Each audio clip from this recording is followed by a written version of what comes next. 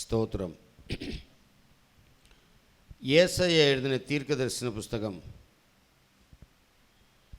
ஏசாயா எழுதின தீர்க்கதரிசன புஸ்தகம் 40ஆம் அதிகாரம் முதல் 2 வசனங்களை வாசியுங்கள். என் ஜனத்தை ஆற்றுங்கள், என் ஜனத்தை ஆற்றுங்கள், தேற்றுங்கள், தேற்றுங்கள். எருசலேமுடன் பட்சமாய் பேசி, என் ஜனத்தை ஆற்றுங்கள், தேற்றுங்கள். எருசலேமுடன் பட்சமாய் பேசி, எருசலேம் என்று சொல்லப்படுகிற என் மக்களோடு கூட பட்சமாய், பாசமாய், அன்பாய் அவர்களோடு கூட பேசுங்கள். அதன் போர் முடிந்தது என்றும், அதற்கு விரோதமான போர் முடிந்து விட்டது என்றும், அதன் அக்கிரமம் நிவர்த்தி ஆயிற்று என்றும், அதில் இருந்த தேவனுக்கு பிரியமில்லாத அக்கிரமங்களை எல்லாம் தேவன் நீக்கி அதை விடுதலையாக்கி விட்டார் என்றும், அது தன் சகல பாவங்களின் நிமித்தமும், அந்த இஸ்ரவேல் ஜனங்கள் தங்கள் சகல பாவங்களின் நிமித்தம் கர்த்தரின் கையில் இரட்டிப்பாய் அடைந்து தீர்ந்தது என்றும், அவர்களுடைய பாவங்களுக்கு தண்டனை அடைந்து தீர்ந்தது என்றும் கர்த்தர் கொடுத்து விட்டார் என்றும் அதற்கு கூறுங்கள் என்று உங்கள் தேவன் சொல்லுகிறார். அதற்கு சொல்லி என் ஜனத்தை ஆற்றுங்கள், தேற்றுங்கள், என் ஜனத்தை தேற்றுங்கள், ஆற்றுங்கள் என்று கர்த்தர் சொல்லியிருக்கிறார். இஸ்ரவேல் மக்களுக்காக சொல்லப்பட்டதான வார்த்தை. இஸ்ரவேல் ஜனங்களுக்கு கர்த்தர் ஏசாயா தீர்க்கதரிசி மூலமாய் ஜனங்கள், இஸ்ரவேல் மக்கள், தேவனை பின்பற்றுகிற மக்கள் கர்த்தருக்கு பிரியமில்லாதவைகளை செய்தபடியினால் ஆண்டவர் அவர்களை பல சூழ்நிலைகளில் அந்நிய ராஜாக்களிடத்தில் ஒப்பு கொடுத்துறார். அந்நிய தேசத்தில் அவர்களை அடிமைகளாய் ஒப்பு கொடுத்துறார். எப்பொழுதெல்லாம் மனம் திரும்புகிறார்களோ அப்பொழுது விடுதலை தருகிறார். இதுதான் பைபிளில் ரொட்டீனாக நடந்துட்டு இருக்கிறது. இப்போ ஏசாயா தீர்க்கதரிசி மூலமாக சொல்லப்பட்டிருக்கிற அந்த வார்த்தை, என் ஜனத்தை தேற்றுங்கள், என் ஜனத்தை ஆற்றுங்கள். அவருடைய போர் முடிஞ்சிடுச்சு. அவர்களுக்கு விரோதமான போர் முடிந்தது. அவர்களுக்கு விரோதமான தேவனுடைய ஆக்கினை, தண்டனை முடிந்து விட்டது என்று என் ஜனத்திற்கு சொல்லி அவர்களை ஆற்றுங்கள், தேற்றுங்கள். இங்கிலீஷ் பைபிளில் அது ரெண்டுக்கும் ஒரே வேர்டு தான் கொடுத்துருக்காங்க. கம்ஃபோர்ட், கம்ஃபோர்ட்னு கொடுத்துருக்கு டிரான்ஸ்லேட்டில் பண்ணும்போது. அப்போது தேவன் தம்முடைய பிள்ளைகள் மேல் எவ்வளவு அவர் கரிசனையாக இருக்கிறார் பாருங்கள். தண்டித்தாலும், தண்டனை கொடுத்தாலும், அவங்களுக்கு பனிஷ்மெண்ட் கொடுத்தாலும் ஜனங்கள் அதிலிருந்து விடுதலை பெற வேண்டும் என்று சொல்லி ஆண்டவர் எப்பொழுதும் ஆயத்தமான செய்கிறார், இருக்கார். அதுதான் ஜனங்கள் சோர்ந்து போயிருக்கிறாங்கப்பா, கலங்கி போயிருக்கிறாங்க. இனி எங்களுக்கு எங்கே விடுதலை கிடைக்கும்? இப்படி தான் ஆண்டவர் மாற்றி மாற்றி எங்களை கொடுத்துருவாரோ? எங்களுடைய வேதனை இன்னும் இப்படி மாறிக்கிட்டே இருக்குமோ, தொடர்ந்துக்கிட்டே இருக்குமோ? எங்களுக்கு ஆறுதல் கிடைக்காமலே போயிருமோ? கர்த்தர் எங்களோடு கூட இல்லாமல் போயிடுவாரோ? அப்படின்ற பல சூழ்நிலையில் ஜனங்கள் போயிட்டு இருக்கும்போது தான், சோர்ந்து போன நேரத்தில் கர்த்தர் சொல்கிறார், என் ஜனத்தை ஆற்றுங்கள், என் ஜனத்தை ஆற்றுங்கள், என் ஜனத்தை தேற்றுங்கள்.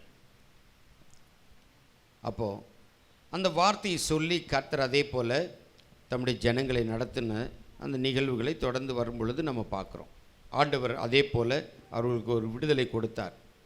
கர்த்தருடைய தண்டனை அவர்களை விட்டு நீங்கிட்டு, ஆகவே தேவன் தம்முடைய பிள்ளைகளுக்கு அவருடைய வார்த்தையை கொடுக்கிற தீர்க்கதரிசி மூலமாக என் ஜனத்தை ஆற்றுங்கள், தேற்றுங்கள் அப்படின்னு. சரி, அதே போல் இதே வார்த்தை இன்னொரு இடத்துலையும் சொல்லப்பட்டிருக்குது. என்ன அப்படின்னா, உன்னத பாட்டின் புஸ்தகம் 2ஆம் அதிகாரம் 5வது வசனத்தில் வாசிங்க. திராட்சை ரசத்தால் என்னை தேற்றுங்கள், திராட்சை ரசத்தால் என்னை தேற்றுங்கள், கிச்சிலி பழங்களால் என்னை ஆற்றுங்கள், கிச்சிலி பழங்களால் என்னை ஆற்றுங்கள். நேசத்தால் சோகமடைந்திருக்கிறேன், நேசத்தால் நான் சோர்ந்து போயிருக்கிறேன், சோகமடைந்திருக்கிறேன். ஆகவே திராட்சை ரசத்தால் என்னை ஆற்றுங்கள், என்னை தேற்றுங்கள். கிச்சிலி பழங்களால் என்னை ஆற்றுங்கள், திராட்சை ரசத்தால் என்னை தேற்றுங்கள் அப்படின்னு இந்த உன்னத பாட்டின் புஸ்தகத்தில் நம்ம வாசிக்கிறோம். இந்த உன்னத பாட்டு புஸ்தகத்தை வாசிக்கும் பொழுது அது ஒரு லவ் ஸ்டோரி மாதிரி. லவ் ஸ்டோரி அப்படின்னா தேவனுக்கும் சபைக்கும், தேவனுக்கும் தேவனை ஆராதிக்கிற பிள்ளைகளுக்கும் இருக்கக்கூடிய அன்பு இந்த அன்பின் அடிப்படையில் தான் அந்த புத்தகத்தை என்ன செய்யணும், வாசிக்கணும்.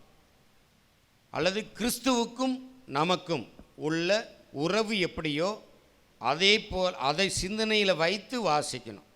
வேறு தவறாலாம் யோசிச்சுட்டு வாசிட்டு இருக்கக்கூடாது. சரியா? அது ஒரு மாதிரி இருக்கும்.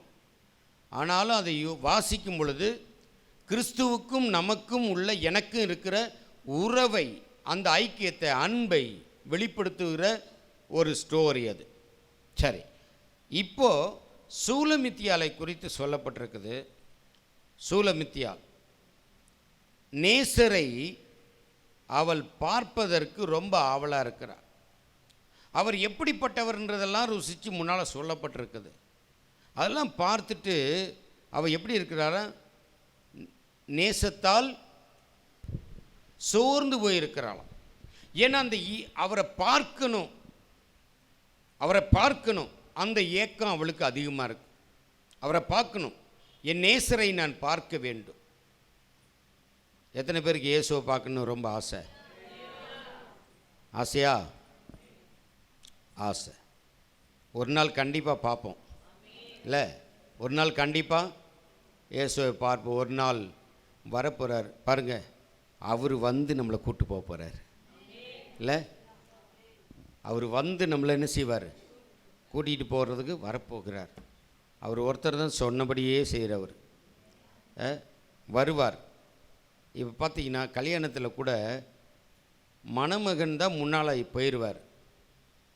மணமகள் எப்போ தான் வரணும், கொஞ்சம் பின்னாடி வரணும். மணமகன் போய் காத்திருக்கணும், பிறகு தான் மணமகள் வருவாங்க. சில கல்யாணத்தில் மணமகள் சீக்கிரமாக துரிதமாக வந்து நின்றுடும், கடன்னு ஓடிந்துடும். பொறுமையாவா மணமகள் வரும்பொழுது எல்லாரும் எந்திரிச்சு நிற்பாங்க. ஆனால் மணமகன் வரும்போது யாரும் என்ன செய்கிறதில்ல, எந்திரிச்சு நிற்கிறதில்ல. அவர் போய் பாவம் சேரில் உட்காந்துருவார். லெஃப்ட் சைடில் ஒரு சேர் இருக்கும், இந்த பக்கம் ஒரு சேர் இருக்கும். மணமகன் உட்காரதுக்கு இடது பக்கத்தில் மணமகள் உட்காரணும். மணமகள் வரும் பொழுது பாருங்கள், பாட்டோட என்ன அழகாக ஒரு பாட்டு பாடி அப்படியே ஸ்லோ மோஷனில் அழகாக கூட்டிகிட்டு வந்து அங்கே உட்கார வரைக்கும் எல்லாம் நின்றுட்டுருப்பாங்க. ஸ்தோத்திரம். ஆனால் பைபிளில் இங்கே ஆண்டவர் தம்முடைய மனவாட்டியாகிய சபையை அவர் அழைத்து கொண்டு போகிறதுக்கு அவரும் சீக்கிரமாக வந்து மத்திய வானத்தில், மத்திய ஆகாயத்தில் வெயிட் பண்ணுறார். வெயிட் பண்ணிவிட்டு அவர் இன்ஸ்ட்ருமெண்ட்டோடு வராருங்க நம்மளை கூப்பிட்டு போகிறதுக்கு. என்ன பாட்டு எப்படி இங்கே பாடுறாங்களோ அதை வச்சு தான் இந்த கல்யாணத்தில் இப்படி கொண்டு வர்றாங்களோ தெரியல. சில கல்யாணத்தில் பொண்ணு மாப்பிள்ளை ஒரே நேரத்தில் வருவாங்க. ஒரு ஊர்களில் ஒரு மாதிரி இருக்குது. நான் பெங்களூரில் போயிருக்கும்போது பார்த்தீங்கன்னா, பெங்களூரில் என்ன முறை எப்படி பண்ணுறாங்கன்னா, சில சபைகளில் பொண்ணும் மாப்பிள்ளையும், பொண்ணோட வீட்டில் ஃபேமிலி மெம்பர்ஸ், மாப்பிள்ளையோட வீட்டில் ஃபேமிலி மெம்பர்ஸ், 2 ஃபேமிலியும் நிற்குது வாசப்படியில், சர்ச்சுக்கு முன்னாடி அல்லது மண்டபத்துக்கு முன்னாடி நிற்கிறாங்க. இங்கேருந்து பாஸ்ட்டு போய் அவங்களுக்கு ஜெபம் பண்ணி முடித்த பிறகு அங்கேருந்து என்ன செய்கிறாங்க, பாஸ்ட்டு முன்னால் போகிறாரு. வரிசையாக அவங்க 2 பேரும் மணமகன் ஃபேமிலி, மணமகள் ஃபேமிலி 1 by 1 பின்னாடி வர்றாங்க. அது ஒரு இடத்துல இருக்குது. அப்போது மணமகளுக்காக கொடுக்குற ஒரு ஹானர் இருக்குது பார்த்தீங்களா, வித்தியாசமாக இருக்குது. ஆண்டவர் அவருடைய மனவாட்டியாகிய சபையாகிய உங்களை என்னையும் அழைத்து கொண்டு போகிறதுக்கு அவர் என்ன இன்ஸ்ட்ருமெண்ட்டோடு வர்றார் தெரியுமா? எக்கால சத்தம், பிரதான தூதனுடைய சத்தம், ஆரவார சத்தத்தோடு வராங்க. ஆனால் இங்கே கல்யாணத்தில் பெண் அழைப்புக்கு எந்த ஆரவார சத்தமும் வர்றதில்லை. இல்லை கொட்டு அடிச்சுட்டு வருவாங்கப்பா, அது ஆரவாரத்தோட. சில நேரத்தில் ட்ரம்ஸ் எல்லாம் வச்சுட்டு வாசிட்டு வருவாங்க. வந்து கார்லேருந்து இறங்கிட்ட உடனே வெளியில் நல்லா அடிச்சுக்கிட்டே இருப்பாங்க, பொண்ணு மாப்பிள்ளை போயிட்டு வர்ற வரைக்கும். ஆனால் கர்த்தர் அந்த இசைக்கருவிகளோட ஆண்டவர் தம்முடைய சபையை, மணவாட்டியை அழைப்பதற்கு அவர் ஆயத்தமாக வந்து வெயிட் பண்ணுறார். அந்த சத்தங்கள் இசை வாசிக்கும் பொழுது இந்த பூமியில் பரிசுத்தமாக இயேசுவை ஏற்றுக்கொண்டு வாழ்ந்த பிள்ளைகள் யாரெல்லாம் இந்த உலகத்தில் வாழ்ந்து இயேசுவை சொந்த இரட்சகராய் ஏற்றுக்கொண்டு பரிசுத்தமாய் வாழ்ந்து மரித்திருக்கிறார்களோ அவர்கள் கல்லறையிலேருந்து முதலாவது அவங்க என்ன செய்வாங்களாம், எழுந்திருப்பாங்க. மறுரூபம் அடைந்து அவர்கள் மேலே பறந்து போயிட்டுருவாங்க. பின்பு உயிரோடு இருக்கிற நீங்களும் நானும் ஒருவேளை அந்த நாளில் கர்த்தருடைய வருகையில் மரிக்காமல் இருந்தால் ஒரு இமை பொழுதில், நொடி பொழுதில் நம்முடைய சரீரம் மகிமையுள்ளதாய் மாறிடும். மகிமையுள்ளதாய் மாறிடும், மேலே பறந்து போகக்கூடியது. இந்த சரீரம் போகாது. இங்கே போட்டிருக்கிற ட்ரெஸ்ஸு, நகை, நட்டு, வாட்சி, மோதிரம் ஒன்றும் செப்பல் கிப்பல் ஒன்றும் போகாது. மகிமையின் சாயல், அதாவது கிறிஸ்து எப்படி பரலோகத்தில் இருக்கிறாரோ அவர் இருக்கிற வண்ணமாய் நீங்களும் நானும் இருப்போமா. அவரை போல எடுத்துக்கொள்ளப்பட்டு அவரோடு கூட எப்போதும் அவரோடு கூட நிரந்தரமான செய்வோம், இருப்போம்.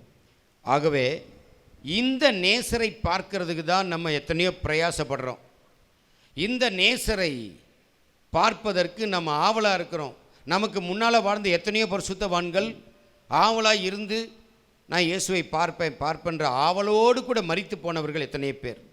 சிலர்லாம் சொல்லியிருக்கிறாங்க, மரிக்கிறதுக்கு முன்னாலேயே நான் மரிக்கப் போகிறேன், கர்த்தர் எனக்கு இப்படி ஒரு காரியத்தை சொல்லியிருக்கிறார், எனக்குள்ளதெல்லாம் ஆயத்தப்படுத்திடுங்க அப்படி சொல்லிக்கிட்டே எத்தனை பேர் சிரித்த முகமாக போயிருக்காங்க தெரியுமா. மகிமையான ஒரு மரணம். ஏன்னா அந்த நாளுக்காக ஏங்கிட்டு இருந்தவங்க, எத்தனையோ தியாகம் பண்ணவங்க, அர்ப்பணித்தவங்க, ஆண்டவருக்காக ஏக்கத்தோடு இருந்தவங்க. அப்போது அவங்களுடைய கலரில் இருக்கக்கூடிய அவருடைய அந்த சரீரம் ஒரு வேளை அது இத்து போயிருந்தாலும் அந்த ஆவி உள்ளே வந்து மகிமையின் சாயலை தரித்து மேலே எடுத்துக்கொள்ளப்படும். பின்பு உயிரோடு இருந்தால், நீங்கள் நானும் ஒருவேளை ஆண்டவருடைய வருகையில் மரிக்காமல் உயிரோடு இருந்தால் ஒரு இமை பொழுதில் அந்த சத்தம் தொனிக்கும் பொழுது நம்ம மறுரூபமாகிடுவோம். எத்தனை பேர் மறுரூபம் ஆகுவீங்க? ஆமாம், சத்தம் அங்கே தான் வரும், இங்கே வராது. இல்லை, சத்தம் அங்கே தான் வரும், எக்கால சத்தம். அந்த சத்தம் வர்றது இங்கே ஒரு மறுரூபமாகிற ஒரு அதிசயமான நிகழ்வு நடக்கும் இந்த பூமியில். ஒரு இமை பொழுதில் நம்ம எல்லாம் மறுரூபம் ஆகிடுவோங்க. ஒரு இமை பொழுதில் நம்ம மறுரூபமாகி மேலே நம்ம எடுத்துக்கொள்ளப்படுவோம். அங்கே ஆணும் கிடையாது, பெண்ணும் கிடையாது, மச்சானும் கிடையாது, மாமனும் கிடையாது, அத்தானும் கிடையாது, ஏவரும் கிடையாது. எல்லாருமே யாரை போல தான் இருப்போம்? கிறிஸ்துவை போல நம்ம இருப்போம். எல்லாருமே ஒன்று போலவே இருப்போம், ஒன்று போலவே இருப்போம். இந்த கிறிஸ்துவை 2000 வருஷத்துக்கு முன்னால் இருந்த பரிசுத்தவான்கள்லாம் பார்த்துருக்குறாங்க. ஆனால் பார்த்துமே அவங்கள என்ன செய்யலை, அவர் தான் மேசியன்னு நம்பலை. கூட இருந்தவங்க ஒரு சிலர் மட்டும்தான் நம்பினாங்க, சீஷர்கள் நம்பினாங்க கடைசியில். ஆனால் அவர் சுற்றி திரிந்த இடமெல்லாம் பட்டணங்கள் தோறும் கிராமங்கள் தோறும் போனார். ஆனால் நிறைய பேர் அவர் என்ன செய்யலை, ஏற்றுக்கொள்ளலை, விசுவாசிக்கலை. இப்படி வருவார், அவர் தான் மேசியான்னு நம்பலை. சமாரியா பட்டணத்துக்குள்ளே முதல்ல இயேசு போகிறார். அது வரைக்கும் யூதர்கள் யாரும் சமாரியாக்குள்ளே வந்தது கிடையாது. ஏன்னா சமாரியர்கள் ஒதுக்கப்பட்டவர்கள், யூதர்களால் வெறுக்கப்பட்டவர்கள். ஏன்னா சமாரியர்கள் யாருன்னா அசிரியர்கள் வந்தாங்க இல்லையா. கிமு 722 அசிரியா வந்தது இஸ்ரவேல் மேலே படையெடுத்துக்கிட்டு. வடக்கு ராஜ்யத்தில் படையெடுத்து அதுக்கு முன்னால் அந்நிய ஜனங்களோடு கூட இவங்க கலந்ததுனால படையெடுத்து கொண்டு போயிட்டான். வடக்கு ராஜ்யம் போனது திரும்ப வரவே இல்லை.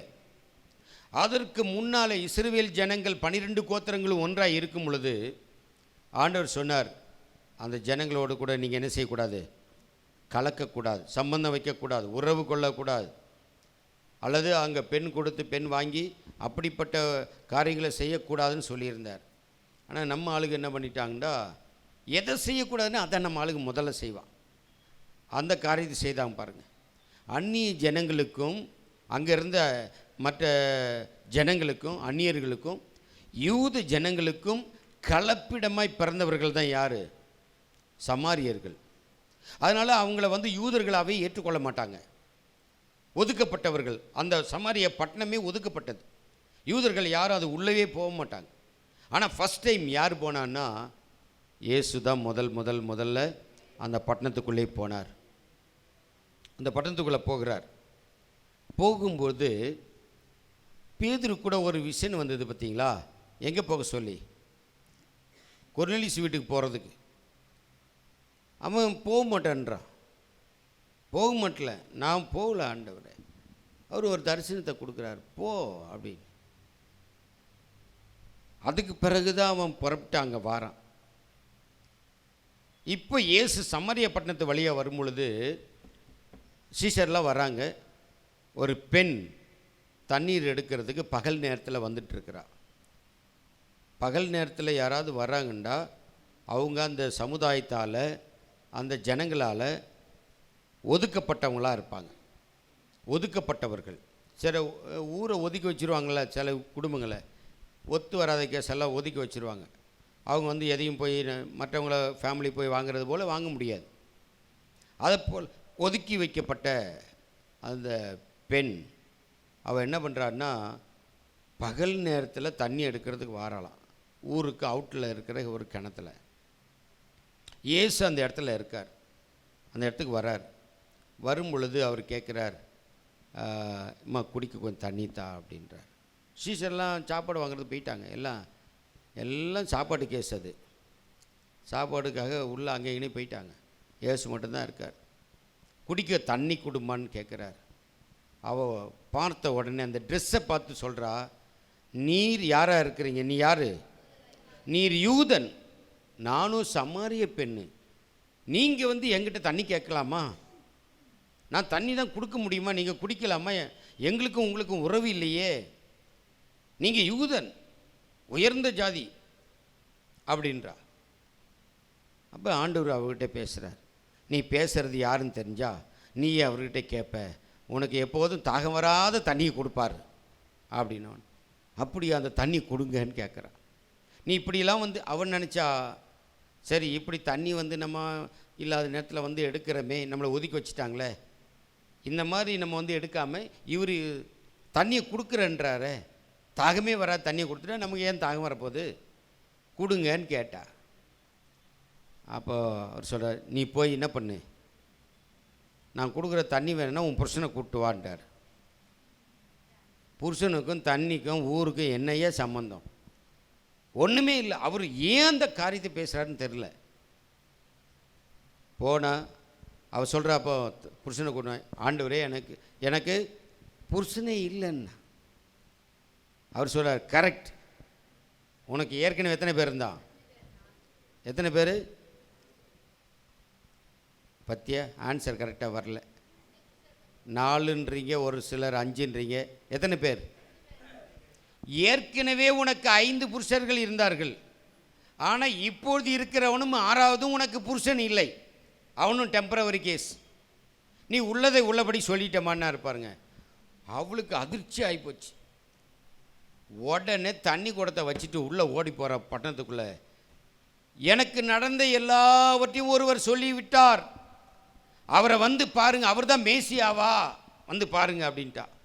ஊரில் சொன்ன உடனே அவளை சொல்கிறதையும் கேட்டு வந்தாங்க பாருங்க ஒரு கூட்டம். வந்த உடனே அநேகர் இயேசுவை ஏற்றுக்கிட்டாங்களாம். அந்த கடைசியில் வாசிக்கும் போது, அவர் தான் ரட்சகர், அவர் தான் மேசியான்னு அநேகர் வந்தவங்க சமாரியாவில் அநேகர் ஏற்றுக்கொண்டாங்க. இவளுக்கு அப்புறம் தான் புரிஞ்சுது, ஓஹோ இவர் தான் மேசியா அப்படின்னு. அப்போ என்ன சொல்கிறேன்னா, இந்த பெண்ணுக்கு ஆண்டவர் தேடி அவருடைய வாழ்க்கையில் ஒரு மாற்றத்தை ஏற்படுத்தி தந்தார். உன்னத பாட்டில் திரும்ப வாசிக்கிறோம் நம்ம. அதில் திராட்சை ரசத்தால் என்னை தேற்றுங்கள், என்னை தேற்றுங்கள், கிச்சிலி பழங்களால் என்னை ஆற்றுங்கள், கிச்சிலி பழங்களால் என்னை ஆற்றுங்கள். ஏன்னா அந்த ஜனங்களுக்கு ஒரு ஆறுதல் இல்லை, ஒரு திடன் இல்லை, ஒரு பலன் இல்லை. ஆகவே கர்த்தர் அவளுடைய வாழ்க்கையில் வந்து இடைப்பட்டு ஆண்டவர் அவளுடைய சமரிய பெண்ணுடைய வாழ்க்கையில் ஒரு மாற்றத்தை ஏற்படுத்தினார். அதுக்கு பிறகு தான் சமரியாவுக்கும் யூதர்களுக்கும் போக்குவரத்து உருவாக ஆரம்பிச்சது. அதுக்கு பிறகு தான். ஸோ இப்போ இந்த சூலமித்தியால் சொல்கிறா, என் நேசரை பார்க்க அவர் நேசத்தால் நான் எப்படி இருக்கிறேன்? ஆசீர்வாதமாக இருக்கிறேன்னா, ஆசையாக சூர்ந்து போயிருக்கிறேன்றா. அவரை பார்க்குறதுல ஏக்கமாக இருக்குது, தவிப்பாக இருக்குது. அதனால நான் சோர்வாக இருக்கிறேன், கவலையாக இருக்கிறேன் அப்படின்னு சொல்கிறேன். அதான் சொன்னேன், முட்கிரீடம் சூட்டப்பட்ட தலையை பார்ப்பேன், பொற்கிரீடம் சூட்டி நானும் புகழ்ந்திடுவேன். முள்கிரீடம் சூட்டப்பட்ட தலையை பார்ப்பேன், பொற்கிரீடம் சூட்டி நானும் புகழ்ந்திடுவேன். வாரினால் ஆடிப்பட்ட முதுகை பார்த்து, வாரினால் ஆடிப்பட்ட முதுகை பார்த்து, ஒவ்வொரு காயங்களால் முத்தம் செய்வேன், ஒவ்வொரு காயங்களாய் முத்தம் செய்வேன். இன்ப இயேசு ராஜாவை நான் பார்த்தால்,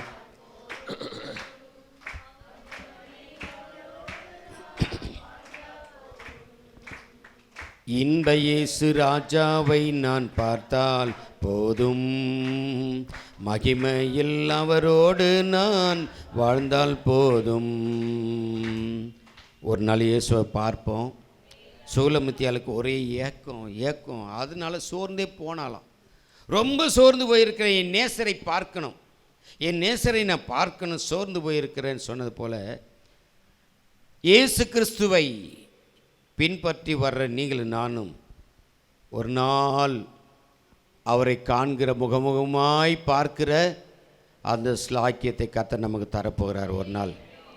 ஒரு நாள் எல்லாரும் பார்க்கணும். அதில் யாரும் பார்க்காம கீழே போயிடக்கூடாது. எல்லாரும் எங்கே வரணும்?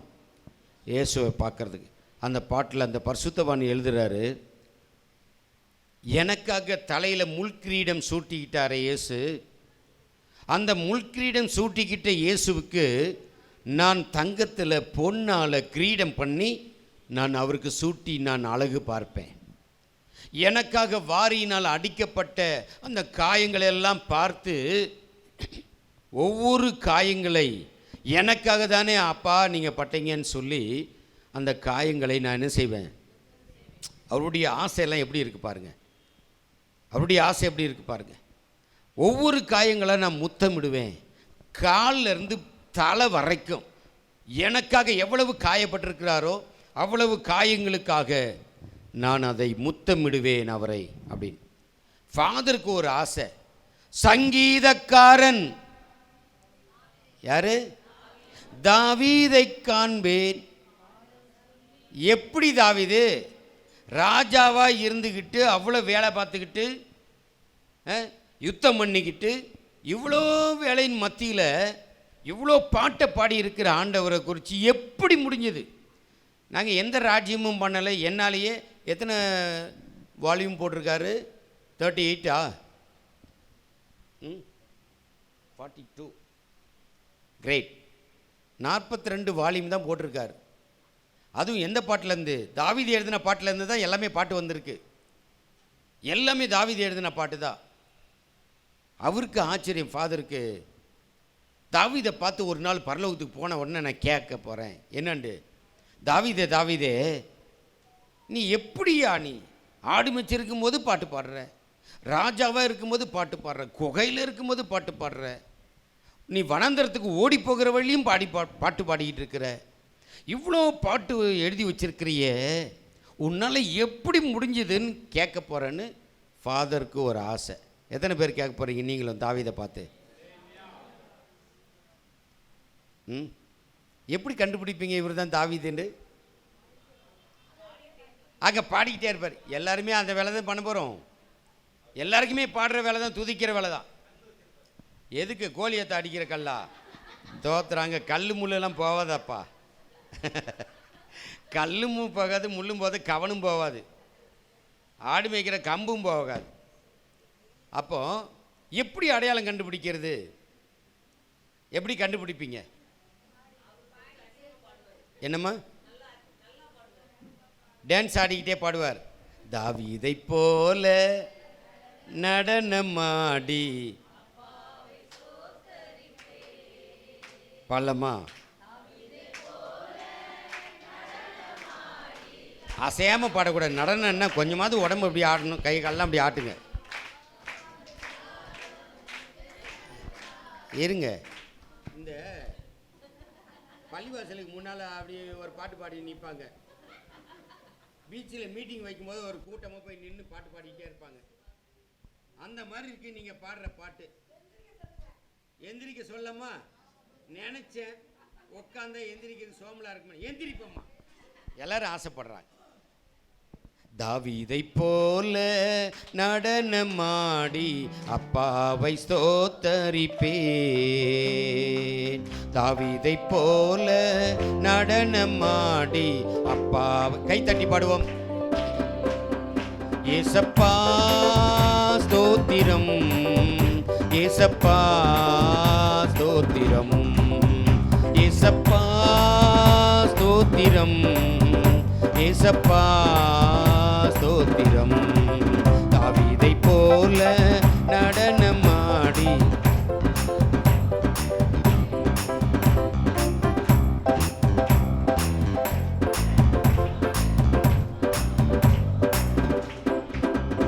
பாட்டில் தான் நடனமாடின்னு சொல்கிறீங்க. ஒருத்தருடைய பாடி அசையலை, அதாவது உடம்பு இப்படி இப்படி அசைஞ்சா வாயு பிரச்சனை போயிடும், சதப்பிடிப்பு சரியாயிடும், கொலஸ்ட்ரால் அங்கே எங்கன்னு பிடிச்சிருக்கிறதெல்லாம் கரைஞ்சிடும். அதுதான் தாவீது பாருங்க, நல்ல ஆடு, சின்ன பயலாக இருக்கும்போது ஆடிக்கிட்டே இருந்த ராஜாவானாலும் ரோட்டில் வெக்கப்படாமல் ஆடிக்கிட்டு போனார். உடன்படிக்கை பெட்டிக்கு முன்னால் அவருக்கு எந்த ஹார்ட் அட்டாக்கும் வரல, கொலஸ்ட்ராலும் வரல, எந்த பிபியும் வரல, சுகரும் கிடையாது, எந்த நோயும் கிடையாது. அதனால் தாவீதை போல அவர் எப்படி ஆடி இருப்பார்னு தெரியாது. ஆனால் நமக்கு ஏற்றது போல் ஒரு காலை முன்னால் வைங்க, ஒரு காலை பின்னால் வைங்க, ஒரு காலை முன்னால் வைங்க, இப்படி பின்னால் வைங்க, இந்த காலை முன்னால் வைங்க, இந்த காலை பின்னால். பாஸ்டர் சேருக்கு பக்கத்தில் இருந்துக்கிட்டு எங்கே பாஸ்டர் தள்ளுறது? கையாவது தட்டி நல்லா பாடுவோம். முன்னால் நிற்கிறவங்க ஒரு காலை முன்னால் வச்சு தாவீதை போல நடனமாடி, வெக்கப்படாதீங்கப்பா, நல்லா நடனமாடி அப்பாவை ஸ்தோத்தரிப்பேன். என்ன வந்தாலும் எது நடந்தாலும் அப்பாவை ஸ்தோத்தரிப்பேன். என்ன வந்தாலும் எது நடந்தாலும் அப்பாவை ஸ்தோத்தரிப்பேன். ஏசப்பா ஸ்தோத்திரம், ஏசப்பா ஸ்தோத்திரம், ஏசப்பா ஸ்தோத்திரம், ஏசப்பா ஸ்தோத்திரம்.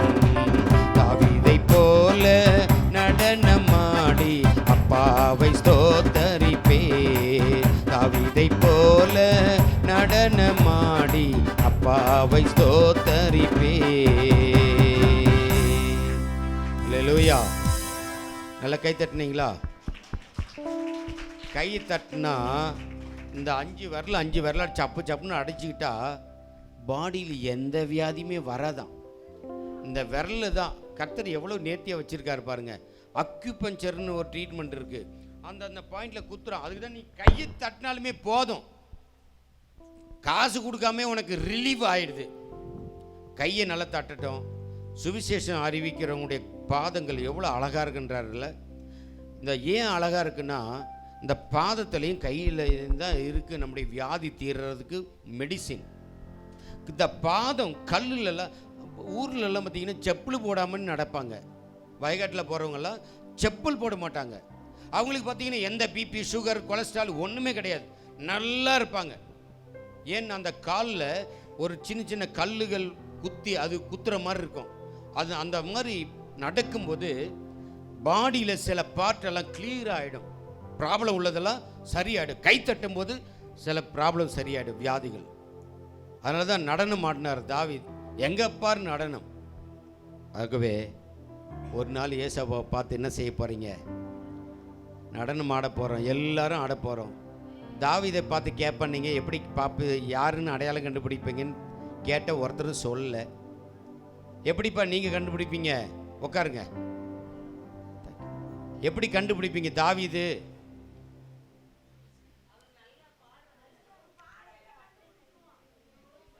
பாறையா, ஏற்கனவே பாட்டை கேட்டிருக்கீங்களா? அவர் பாடுனத ஸ்தோத்திரம். சரி, எனக்கும் தாவீது யாருன்னு தெரியாது. ஆனால் அங்கே போனால் ஒரு வேளை அங்கே கண்டுபிடிக்க முடியாதே. எல்லாமே ஒன்று போல தான் இருப்போம், ஒரே ஹைட்டாக தான் இருப்போம். இங்கே இருக்கிற மாதிரி அளவு குட்டையும் நெட்டையுமா இருக்க மாட்டோம், ஒரே மாதிரி இருப்போம், ஒரே ட்ரெஸ் இருக்கும், ஒரே மாதிரி முகம் இருக்கும்.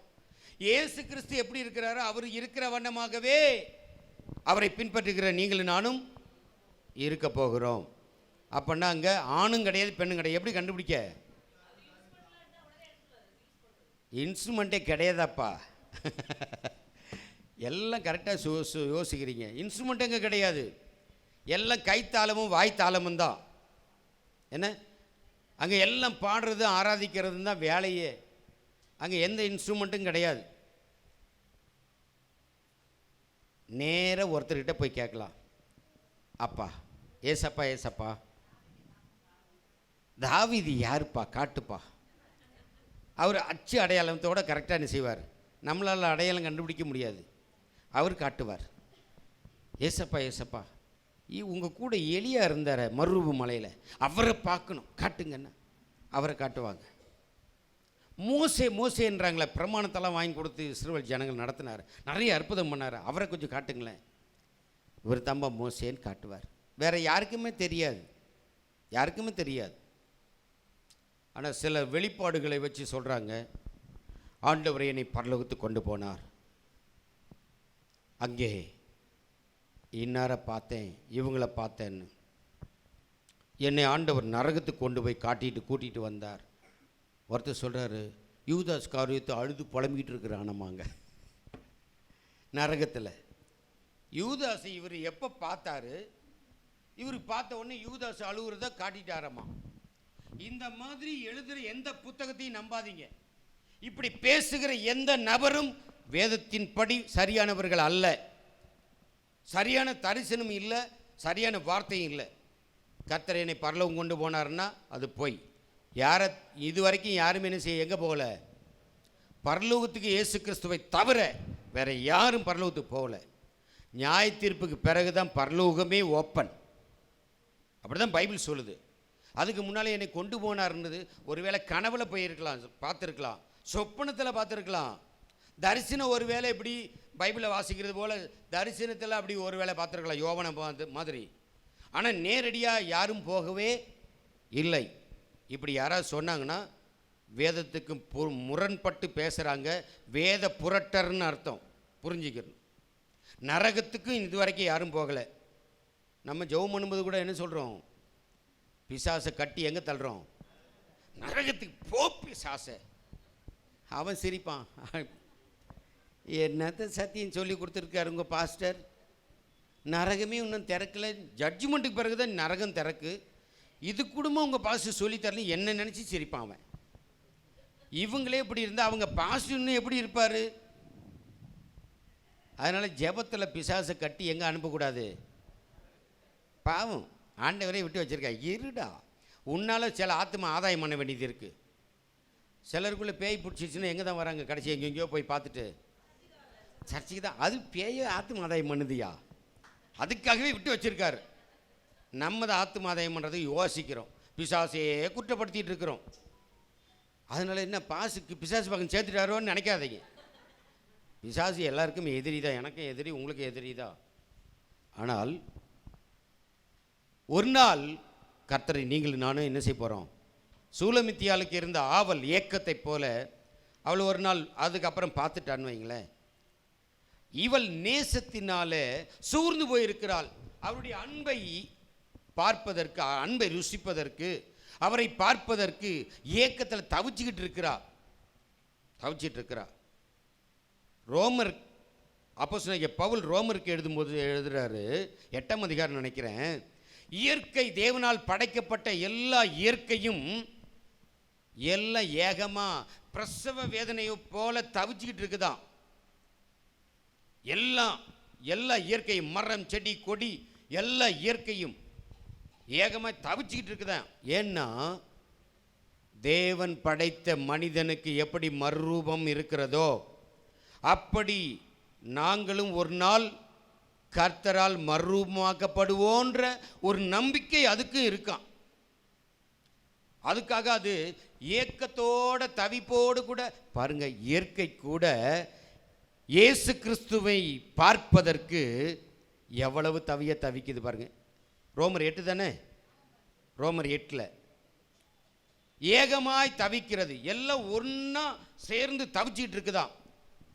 நம்ம பார்க்கிற இப்போ சாப்பிட்றோம்ல ஆப்பிள், இந்த ஆப்பிள் வந்து டூப்ளிகேட், இது ஒரிஜினல் இல்லை. ஏதேனில் இருந்து அந்த ஒரிஜினல் போயிட்டு மனிதன் மூலமாக சபிக்கப்பட்ட இந்த பூமியில் இது வந்து அதுக்கு அடுத்த லெவல். அதை போல ஒன்று ஒரிஜினல் இதுவே இவ்வளோ டேஸ்டாக இருக்கும், இவ்வளோ சத்து உள்ளதாக இருக்குன்னா அந்த பழம் ஒரிஜினல் எப்படி இருக்கும்? இப்போ நம்ம சாப்பிட்றது எல்லாமே சாபத்துக்குள்ளேருந்து உருவாகி வந்துட்டு இருக்குது, அவ்வளோதான். ஆனால் உண்மையிலே தேவன் படைத்த அந்த இயற்கையின் கனிகள் எல்லாம் எப்படி இருக்குன்னா அதுதான் அங்கே தரேன்னார். நீ எல்லாம் ஜெயிச்சுட்டு வந்துரு, அங்கே நான் என்ன பண்ணுவேன், தருவேன் அப்படின்னார். அங்கே தருவேன். ஆகவே இயற்கை கூட அந்த நேசரை பார்க்கறதுக்கு எப்படி இருக்கான், தவிச்சிட்டு இருக்குது. என் இயேசுவை, என்னை படைத்தவரை, என் எஜமானனை நான் ஒரு நாள் பார்க்கணும். மனுஷனால தானே நான் அடிமை ஆயிட்டேன், சாபத்துக்குள்ளாக்கப்பட்டிருக்கிறனே, எனக்கு ஒரு விடுதலை கிடைக்கும்னு அதெல்லாம் ஏகமாய் தவிச்சிக்கிட்டு இருக்குதான். இயற்கையே அப்படி தவிக்குமானால், இயற்கைக்காக ஆண்டவர் ரத்தம் சிந்தலை, மிருக ஜீவன்களுக்காக ரத்தம் சிந்தலை, அவர் சாயல்ல உருவாக்கப்பட்ட உங்களுக்காகவும் எனக்காகவும் மனிதனுக்காக மட்டும்தான் ஆண்டவர் என்ன பண்ணியிருக்கார், ரத்தம் சிந்திருக்கிறார். அல்லேலூயா. மனிதனுக்கு மட்டும்தாங்க ரட்சிப்பு, மறுரூபம் எல்லாமே மனுஷனுக்கு மட்டும்தான். பரலோகம் வருது கூட மனுஷன் மட்டும்தான். நீ எவ்வளோ பெட்டாக வளர்த்தாலும் எந்த அனிமல்ஸும் எந்த பேர்ட்ஸும் என்ன செய்யாது, போகாது. அதுக்கெல்லாம் ஜட்ஜ்மெண்ட்லாம் கிடையாது. இந்த பூமியில் வாழ்கிறதோடு மறிக்கிறதோடு சரி, ஓவர். மனுஷனுக்கு மட்டும்தான் மறுரூபத்தின் அனுபவத்தை கர்த்தர் தந்திருக்கிறார். ஏன் தந்திருக்கிறார்னா அவரோடு கூட மீண்டும் சேர்த்து கொள்வதற்காக தான். நிரந்தரமாக அவரோடு கூட, இயேசுவோடு கூட இருக்க போகிறோம். ஆகவே அந்த ஏக்கம் நமக்கு ஒவ்வொரு நாளும் இருக்கணும். கர்த்தர் இப்போ வந்தால் கூட அப்படியே சபையில் இருக்கிற அந்த குட்டீஸ்க்கு எல்லாரும், இங்கே இருக்கிற சகோதர சகோதரிகள் எல்லாரும், நாங்களும் எல்லாரும் அப்படியே மேலே போனால் எப்படி இருக்கும்? எல்லாரும் மேலே அப்படியே பறந்து போனால் எப்படி இருக்கும்? அவ்வளோ மகிழ்ச்சியாக இருக்கும். உலகத்தையே பார்த்துட்டு மேலே போக போகிறோம். இது வரைக்கும் எங்களில் யாரெல்லாம் எந்த உலகத்தை பார்க்கலையோ நாடுகளை ஆண்டவர் மேலே கொண்டு போவார் பாருங்க. எல்லாத்தையும் கடந்து தான் என்ன செய்ய போகிறோம், மேலே கடந்து போகிறோம். அது எவ்வளோ மகிமையான காட்சியாக இருக்கும் பாருங்கள். இப்போது கிறிஸ்துவுக்குள்ள மரித்தவர்கள் முதலாவது எழுந்து போயிடுவாங்க, மறுரூபமாயிட்டு. பின்பு உயிரோடு இருக்கிற நாம் ஒரு இமைப்பொழுதில் மறுரூபமாக்கப்பட்டு எடுத்துக்கொள்ளப்படுவோம். அப்போ என்ன நடக்கும் நினச்சிங்கன்னா, பஸ் ஓட்டிகிட்டு இருக்கிற டிரைவர் இருக்கிறாருன்னு வைங்க, பரிசுத்தமாக இருக்கிறார். அந்த எக்கால சத்தம் துணிக்கும் போது அவர் என்ன பண்ணுவார், பஸ் டிரைவர் போயிடுவார். பஸ் எங்கே போகும்? பஸ்ஸுக்குள்ளே இருக்கிற பரிசுத்தமாய் வாழுகிற பிள்ளைகள், கிறிஸ்துவை பின்பற்றுகிறவர்கள், அவங்களையும் மறுரூபமாய் அப்படியே எடுத்துக்கொள்ளப்படுவாங்க. மேலே மறுரூபத்தில் பறந்து போயிடுவாங்க. மீதி பஸ்ஸில் ஒரு சிலர் இருப்பாங்க. டிரைவரே இல்லாத பஸ் எங்கே போகும்? கோயம்பேடுக்கு போயிடுமா, எங்கேயாவது போய் மோதும், ஆக்சிடெண்ட் ஆகும். காரில் போகிறாங்க, காரில் இப்போ நிறைய பைக்கு, கார், லாரி, பஸ்ஸு எல்லாம் ஏகப்பட்டது இருக்குது. இப்போ இதில் போகிற லட்சக்கணக்கான வாகனங்களில் நூற்றுக்கணக்கான வாகனங்கள் அதில் ஓட்டுற பிரயாணிக்கிறவங்களாம் எடுத்துக்கொள்ளப்பட்டால், டிரைவர்லாம் நிறைய பேர் எடுத்துக்கொள்ளப்படுறாங்கன்னு வைங்களா, அந்த வண்டியெலாம் என்ன ஆகும், அங்கங்கே முட்டிக்கிட்டு நிற்கும், அங்கங்கே ஆக்சிடெண்ட் ஆகிட்டு நிற்கும், தான் நடக்கும். அப்புறம் அடிபட்டு இருக்கும் நிறைய பேருக்கு, யாரும் காப்பாற்றுறதுக்கு ஆள் வராது, காப்பாற்றுறதுக்கு ஆள் இருக்காது. ஒரே நியூஸாக வரும், காணாமல் போனவங்கள பற்றி நியூஸாக வரும். எத்தனை பேர் பார்க்க போகிறீங்க அந்த நியூஸை? கை வருது இல்லை, கை வருது, அப்படி தூக்கிடுமா பார்த்துருமான்ட்டு. நீ கைவிடப்பட்டா பார்க்கலாம், எடுத்துக்கொள்ளப்பட்டால் என்ன செய்ய முடியாது, பார்க்க முடியாது. எதையும் இந்த பூமியில் அதுக்கப்புறம் நம்ம பார்க்க போகிறது இல்லை, இருக்க போகிறது இல்லை. ஆக்சிடெண்ட் ஆகிருக்கோம், அந்த இமைப்பொழுதில் நம்ம எடுத்துக்கொள்ளப்படும் பொழுது மேலே பரிசுத்தவான்கள் எடுத்துக்கொள்ளப்படுவோம். கிறிஸ்துவை ஏற்றுக்கொண்டும் பரிசுத்தமாக இல்லாதவர்கள் அல்லது இயேசுவை ஏற்றுக்கொள்ளாதவர்கள் கைவிடப்பட்டவர்களாக இந்த பூமியில் இருப்பாங்க. அதே செகண்டில் அந்த கிறிஸ்துனுடைய ஆளுகை இந்த பூமியில் ஆரம்பமாகும். அதுக்கு தான் அந்த இமைப்பொழுதில் நடக்கிற ஒரு மறுரூபத்துக்காக நீங்களும் நானும் இயேசுவை காலங்காலமாக பின்பற்றுறோம், ஆராதிக்கிறோம், பாடுறோம். எல்லாமே அவருக்காக நம்ம செய்துட்டு இருக்கிறது காரணமே என்னது? ஒரே ஒரு இமைப்பொழுதில் போகிற மறுரூப காட்சிக்காக தான், அந்த மறுரூபம் ஆகிறதுக்காக தான் இவ்வளோ பிரயாசங்கள், இவ்வளோ பிரயாசம். அப்போ ஒரு நாள் கண்டிப்பாக பார்த்துருவோமா? இயேசுவை பார்த்துருவோமா? இயேசுவை பார்ப்போம். இயேசு ஒரு நாள், அவரை எப்படி கண்டுபிடிக்கிறது? அப்போ எல்லாம் ஒன்று போலவே இருப்போம், அவர் தான் இயேசுன்றது எப்படி கண்டுபிடிப்போம்? அது சொன்னீங்கல்ல, இது கரெக்ட். இதை வச்சு என்ன பண்ணலாம்? கண்டுபிடிக்கலாம். அந்த கரங்கள், ஆணி பாய்ந்த கரங்கள். ஒருவேளை இல்லைன்னா, சப்போஸ் இல்லைப்பா, என்ன எப்படி கண்டுபிடிக்க? எல்லாருமே அழகாக தான் இருப்போம், அங்கே அழகுக்கு குறைவே இல்லை, எந்த மேக்கப்பும் கிடையாது. ஜேக்கப்லேருந்து எல்லாருமே மேக்கப் போடாமே அழகாக இருப்பாங்க. என்னப்பா, எல்லாருமே அழகாக தான் இருப்போம். எதுவுமே இல்லை, சிங்காசனத்தில் உட்கார்ந்துருப்பார். சிங்காசனத்தில் உட்கார்ந்துருப்பார் பாருங்க. அப்போ தெரியலாம் யார் அவர்? ராஜாதி ராஜா அவர் தான், பரிசுத்தம் உள்ள தேவன் அவர் தான். அதுதான் தூதர்கள் எல்லாரும் என்னன்னு சொல்லி ஆராதிப்பாங்களாம். அவர் யாரு? நீர் பரிசுத்தர், நீர் பரிசுத்தர்.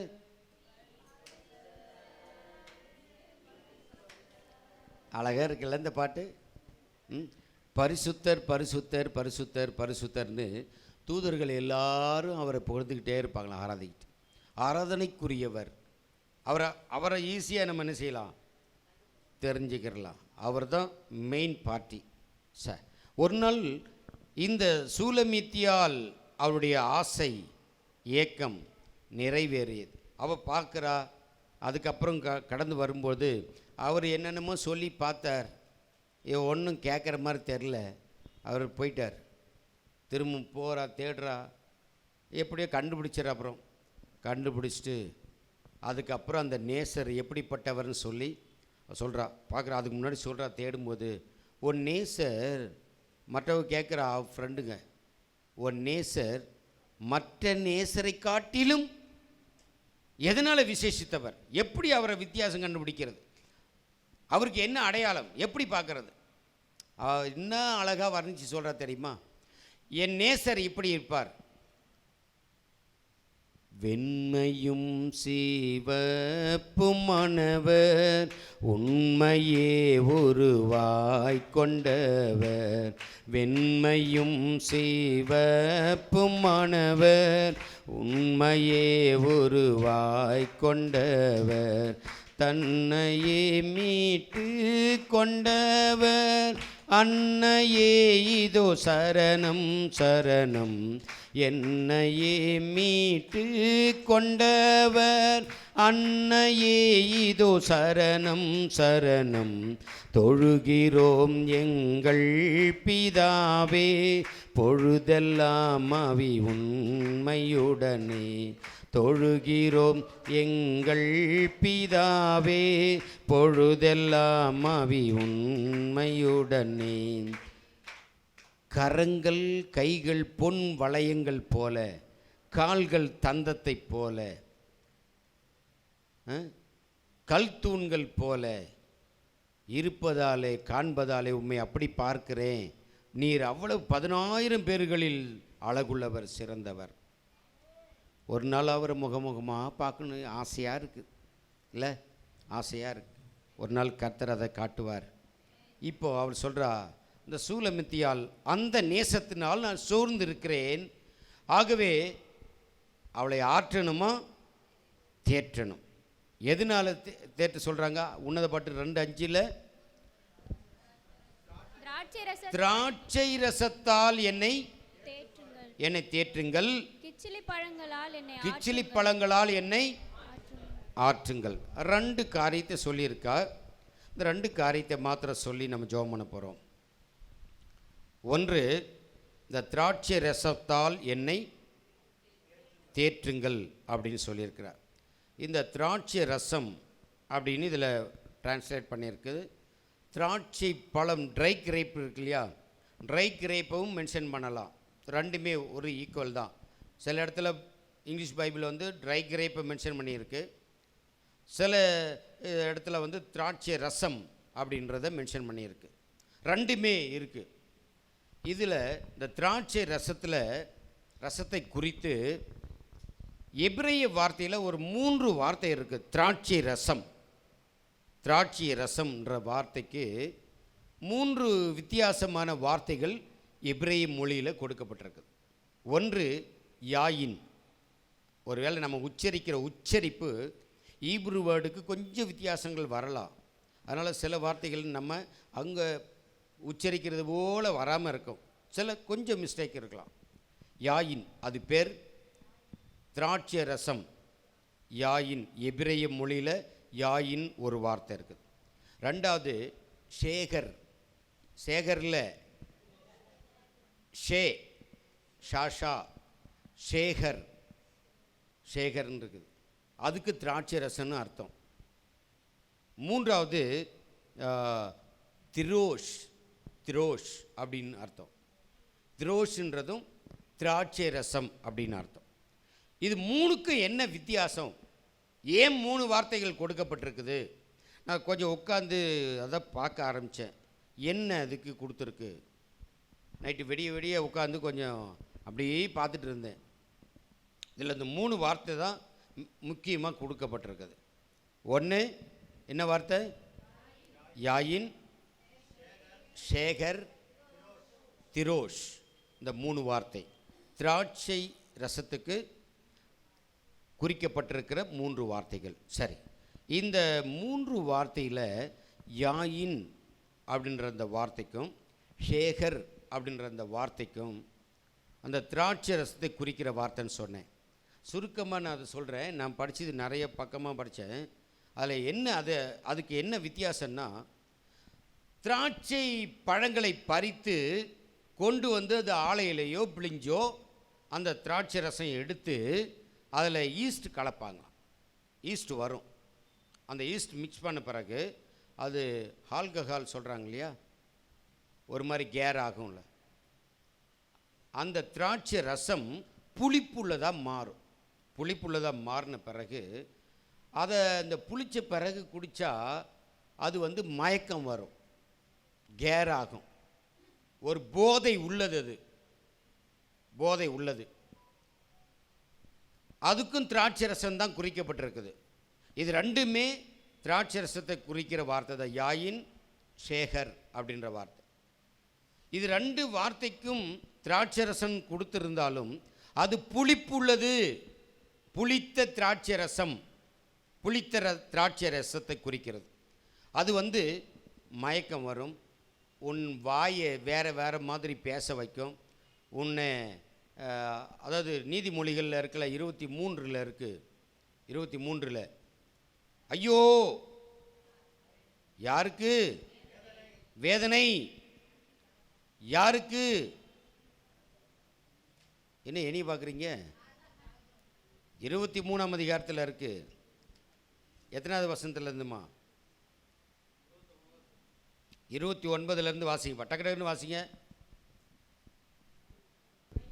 ஐயோ யாருக்கு வேதனை, யாருக்கு துக்கம், யாருக்கு வேதனை துக்கம், யாருக்கு சண்டை, யாரு புலம்பிட்டு கிடக்கிறது,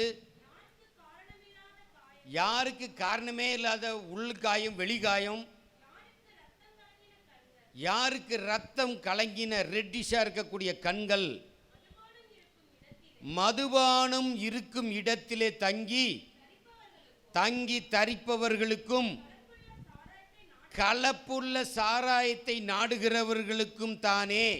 போதும் போதும். அதுக்கப்புறம் அது மெதுவாக இறங்கும், பாம்பை போல கடிக்கும், அவன் துடிப்பான், குள்ளுவான், துள்ளுவான், நிறைய மாற்றங்கள் நடக்கும். அப்படியே கொண்டு போய் அவனை சாக்கடையில் படுக்க வச்சிடும், பண்ணி அவனும் ஒன்றா படுத்து கிடப்பாங்க. அதுக்கு 4 காலு, இதுக்கு 2 காலு, அவ்வளோதான் வித்தியாசம். காவாயில் கிடப்பான், ரோடு ஓரத்தில் கிடப்பான். சில ஆட்கள்லாம் பார்த்தீங்கன்னா பைக்கு ஒரு பக்கம் சாஞ்சு கிடக்க, இவன் அப்படியே கிடப்பான். என்ன கலப்புள்ள சாராயத்தை நாடுகிறவர்களுக்கும்.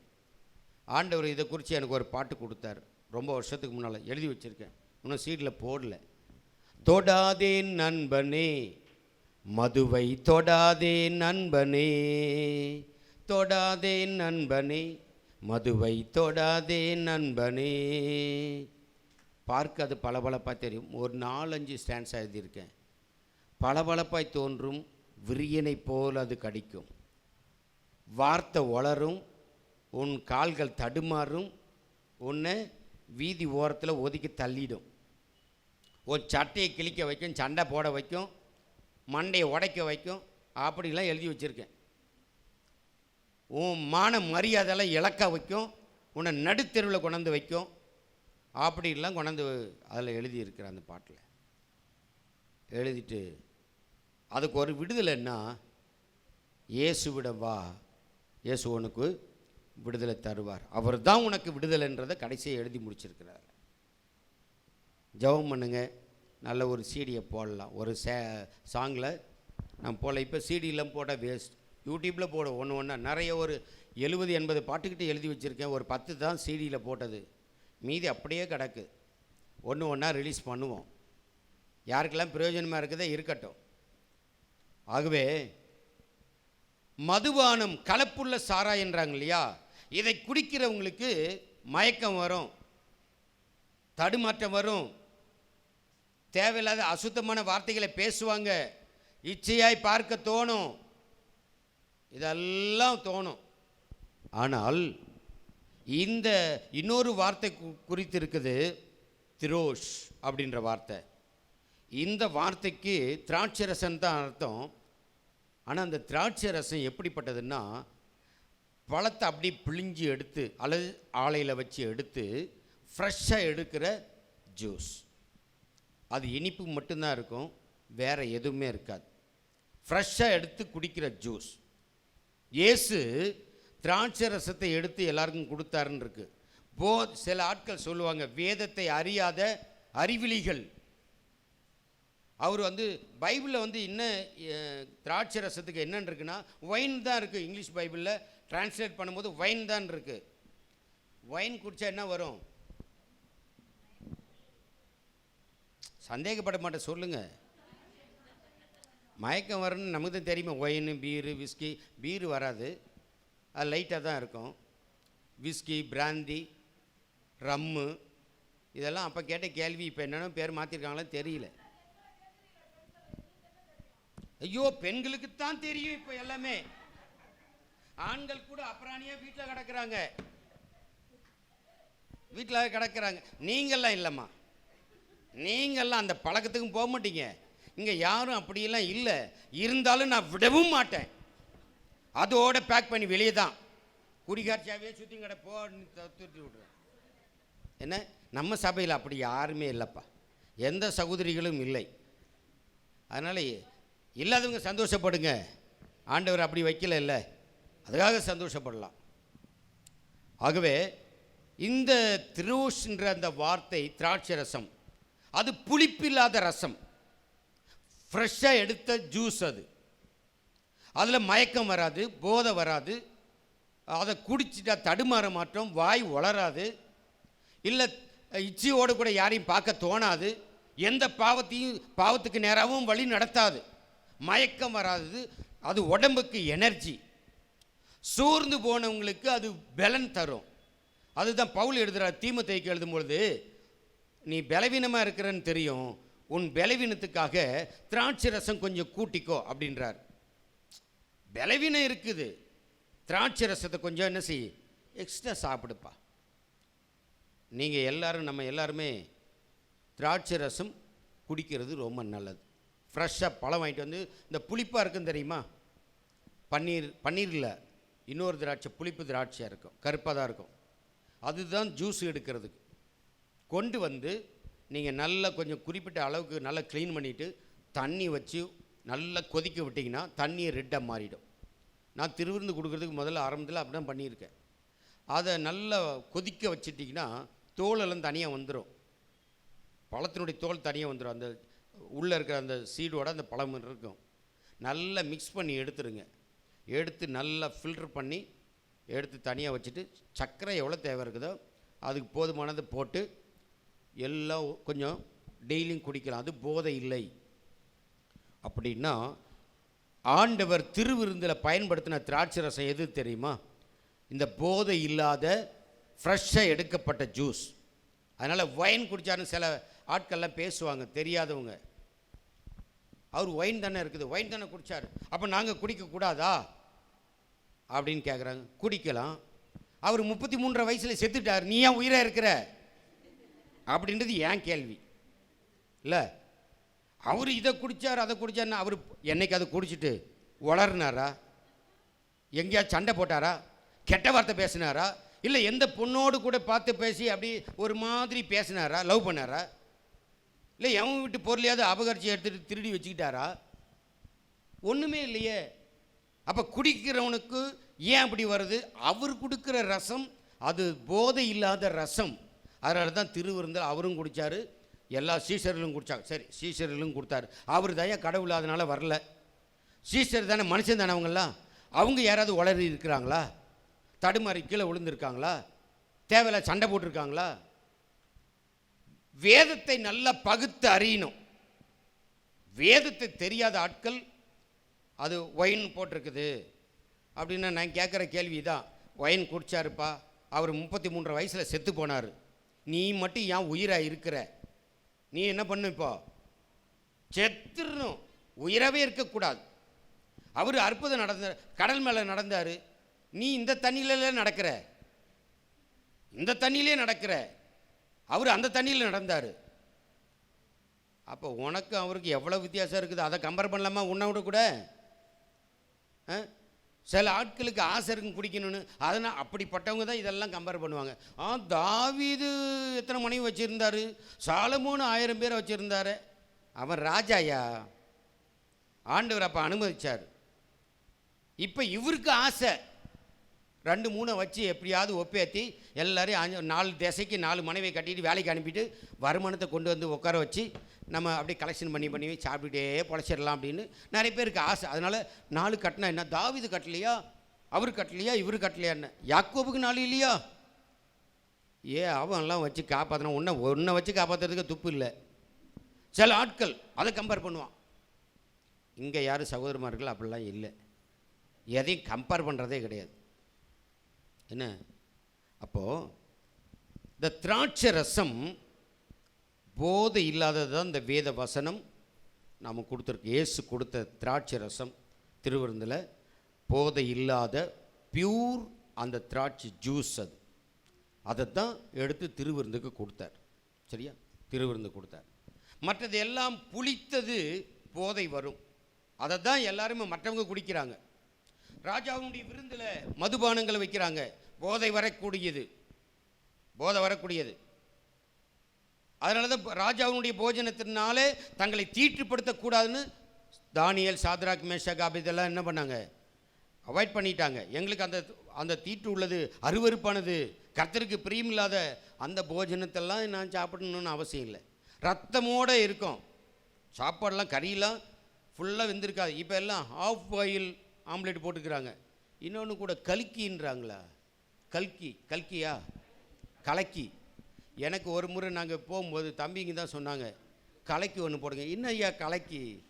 எனக்கே தெரியாது. அப்போது கலக்கின்னா அப்போ தான் தெரியும். முட்டையை போட்டு கடகடன்னு அடிச்சு அப்படியே போட்டு அரைக்கூட வேக்காடு தருவாங்கன்னு நினைக்கிறேன். சால்னாவோட போட்டு குழப்பி தருவாங்க. அது பேர் சால்னாவோட போட்டு கலக்கிறது கலக்கி. அப்போ தான் எனக்கு கலக்கின்னு தெரியும். ஆம்லெட் மட்டும்தான் தெரியும், வேறு ஒன்றும் தெரியாது. அப்போ இந்த திராட்சை ரசம் ஆண்டவர் சொன்னது போதை இல்லாத, புளிப்பில்லாத, தெளிந்த ஒரு ஃப்ரெஷ் ஜூஸு. அதை தான் திருவிருந்திலையும் கொடுத்தார். அதனால தான் இயேசு அவர் அந்த திராட்சை ரசத்தை எடுத்து, அப்பத்தை எடுத்து, இதை வாங்கி பூசிங்கன்னார். இதை வாங்கி பானம் பண்ணுங்க, என் இரத்தத்தினால் ஆகி புதிய உடன்படிக்கையின் ரத்தம் அப்படின்னார். இது என்னுடைய இரத்தத்துக்கு அடையாளம் அப்படின்னு சொன்னார். அப்படின்னா இயேசு நமக்கு போஜனத்துக்காக கொடுத்தது போதை வரக்கூடியது இல்லை, போதை வராத பியூர் ஜூஸு தான் ஆண்டவர் கொடுத்துருக்கிறார்.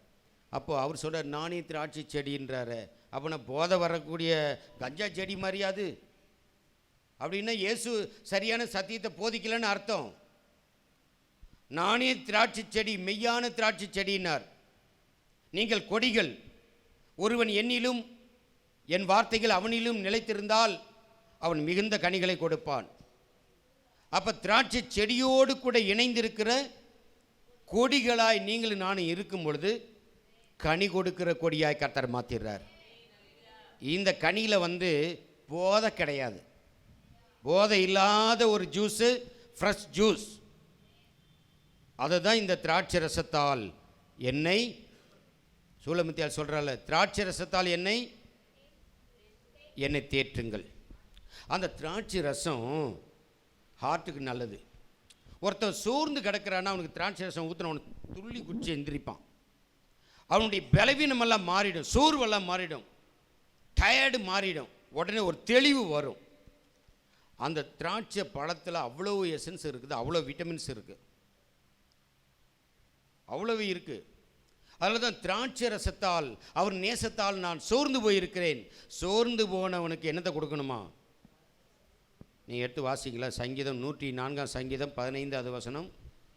மனுஷனுடைய இருதயத்தை மகிழ்ச்சியாக்கும் திராட்சை ரசத்தையும், மனுஷனுடைய இருதயத்தை மகிழ்ச்சியாக்கக்கூடிய திராட்சை ரசம், அவனுக்கு முகக்கலையை உண்டு பண்ணும் எண்ணெயையும். போரும். மனுஷனுடைய இருதயத்தை என்ன பண்ணுமா? சந்தோஷத்தை உண்டாக்கும், மகிழ்ச்சியை உண்டாக்கும் இந்த திராட்சை ரசம். இப்போ உதாரணத்துக்கு ஒன்று சொல்கிறேன்.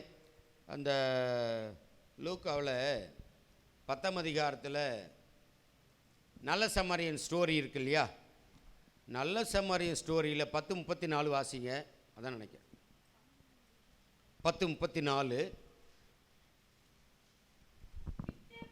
கிட்ட வந்து குற்றுயிராய் கிடக்கிற அந்த மனுஷனுடைய அவனை தூக்கி எடுத்து அவன் காயங்களில் எண்ணெய் பூசி திராட்சை ரசத்தை வார்த்து காயங்களை கட்டி ஏற்றி கொண்டு போய் சத்திரத்தில் அவனை பராமரிக்கும்படி கொடுத்துட்டு போனான். திராட்சை ரசத்தை அவனுக்கு கொடுத்த, ஏன்னா குற்றுயிரும் கொலையுருமா கிடக்கிறான், உயிருக்கு போராடிட்டு கிடக்கிறான். ஸோ அந்த திராட்சை ரசம் போதை உள்ளது இல்லை, அதுக்கு அவனுக்கு அந்த களைப்பை, சோர்வை நீக்கக்கூடிய ஒரு ஃப்ரெஷ் ஜூஸ். அதை கொடுத்த பிறகு அவனுக்கு ஒரு தெளிவு வந்தது. தெளிவு வந்ததுனால தான் அவன் வாகனத்தில் அவன் போகிற அந்த கழுது மேலே தூக்கி உட்கார வச்சு கொண்டு போய் அவனை பராமரிக்கிறதுக்கு அங்கே விட்டுட்டு போகிறான். அப்போ அந்த ஜூஸ் ஒரு உயிருக்கு போராடிட்டு இருக்கிற ஒரு மனுஷனுக்கு, களைத்து போய் நினைவு இழந்து போய் இருக்கிறவனுக்கு நினைவை கொண்டு வர்றதுக்கு, அவனுக்கு ஒரு தெளிவை கொடுக்கறதுக்கு அந்த திராட்சை ஜூஸ் பயன்படுத்தப்பட்டிருக்கு. திராட்சை ஜூஸ் ஹார்ட்டுக்கு நல்லது, வாரத்தில் 2 முறை 3 முறை திராட்சை பழம் வாங்கி சாப்பிடுங்க. சீடு உள்ளது, விதை உள்ளது சாப்பிடுங்க.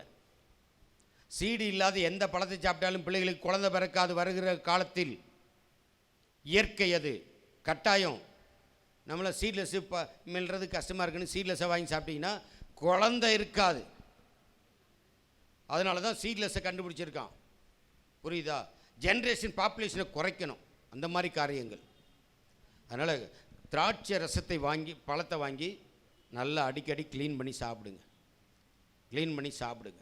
ஹார்ட்டுக்கு நல்லது, உன்னுடைய வயிற்று பிரச்சனைகளுக்கு நல்லது, மைண்டுக்கு நல்லது, கண்ணுக்கு நல்லது, பிளட் சர்க்குலேஷன் நல்லா வரும், நல்ல டயர்ட் இருக்காது, முகத்தில் ஒரு அழகை உண்டாக்கும்.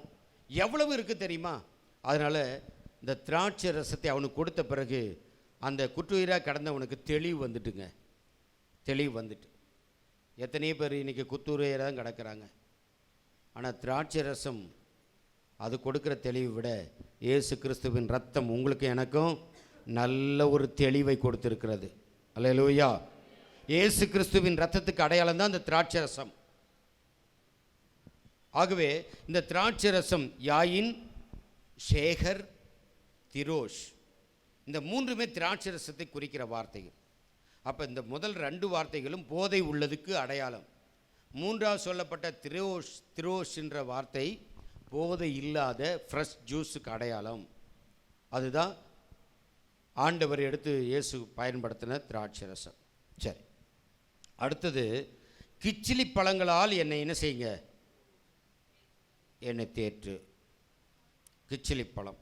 இந்த கிச்சிலி பழத்துக்கு இதுதான் சரியான பழத்தை மென்ஷன் பண்ணலை. எலுமிச்சம்பழத்திலேருந்து, சாத்துக்குடியிலேருந்து, ஆரஞ்சிலேருந்து, கமலாவிலேருந்து, நார்த்தங்காயிலேருந்து, அப்புறம் என்னென்னமோ அதை அந்த வெரைட்டி நிறைய இருக்குது. அது அந்த பழமை எல்லாம் அந்த ஆசிட் இருக்குல்ல, அந்த சிட்ரிக் அது இருக்கிற எல்லாத்துக்குமே அது மென்ஷன் பண்ணியிருக்கு. இந்த கிச்சிலி பழன்றது ஒரு இடத்துல ஆரஞ்சு பழத்தை தான் மென்ஷன் பண்ணியிருக்கு. கிச்சிலி பழன்றது ஆரஞ்சு பழத்துக்கு அடையாளமாக. இந்த ஆரஞ்சு பழம், இந்த கிச்சிலி பழம் இந்த எதுக்கு அடையாளமாக சொல்லப்பட்டிருக்குண்டா, கர்த்தருடைய வார்த்தை அல்லது கர்த்தருடைய வசனத்துக்கு அடையாளமாக இருக்கு. சோர்ந்து போகிற மனுஷனுக்கு கர்த்தருடைய வார்த்தை வரும் பொழுது தான் அவனுக்கு ஒரு அந்த சோர்வு, கவலை, துக்கம், வேதனை எல்லாமே மாறுது. கர்த்தருடைய வார்த்தை. வியாதியில் கிடக்கிறவனுக்கு வசனம் சொல்லுது, வார்த்தையை அனுப்பி அவர் என்ன பண்ணுறாராம்? குணமாக்குறார். அல்லேலூயா. வார்த்தையில் என்ன இருக்குங்க? ஜீவன் இருக்கு. வார்த்தையில் உயிர் இருக்கு.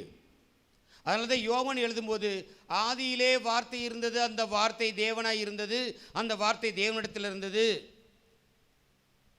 14வது வசனத்தில் இருக்கு, 1:14, அந்த வார்த்தை மாம்சமானது. மாம்சமானது தான் இயேசுவா இந்த உலகத்தில் வெளிப்பட்டார்ன்றதை மென்ஷன் பண்ணுறார். அந்த வார்த்தை மாம்சமாய் மாறியது. அப்போ அந்த வார்த்தைக்குள்ளே ஜீவன் இருந்தது, அதுக்குள்ளே ஒளி இருந்தது அப்படின்னு நிறைய எழுதுகிறார். அப்போது ஒரு மனுஷன் சோர்ந்து போய் துக்கத்தில், கவலையில், கண்ணீரில், பாடுகளில் கிடக்கிறவங்களுக்கு அவங்கள தெளிவு உண்டாக்குறதுக்கு, தைரியப்படுத்துறதுக்கு, பலப்படுத்துறதுக்கு கர்த்தருடைய வார்த்தை மட்டும்தான் முடியும். கர்த்தருடைய வார்த்தை மட்டும்தான் ஒரு மனுஷனுடைய சோர்வையும், கவலையும், துக்கத்தையும், வேதனைகளையும் மாற்றக்கூடிய வல்லமை எதுக்கு இருக்குன்னா கர்த்தருடைய வார்த்தைக்கு. அந்த வார்த்தை தான் அவர் சொல்றார், நானே வழியும் சத்தியமும் ஜீவனுமா இருக்கிறேன். சத்தியம்ன்றது வார்த்தை, வார்த்தை தான் அவர் தான் இயேசு தான் சத்தியம். அப்போது இந்த சத்தியமாகிய கர்த்தருடைய வார்த்தை ஒவ்வொரு மனுஷனுக்குள்ளேயும் ஜீவனை கொடுக்குது, அவனை சரியான பாதையில் நடத்துது. அதை சொல்கிறேன். ஒரு இந்த குருடன் இருக்கான் பாருங்கள், பரிதிமை குருடன் கத்தனான். யார் போகிறது? இயேசு போகிறார். தாவீதின் குமாரனே எனக்கு இறங்கு உதவி செய்யுங்கன்னு கத்துறான். சீசலா அதுட்டுறாங்க, சும்மா இருயா, என்ன அந்த கத்துற, சும்மா இரு.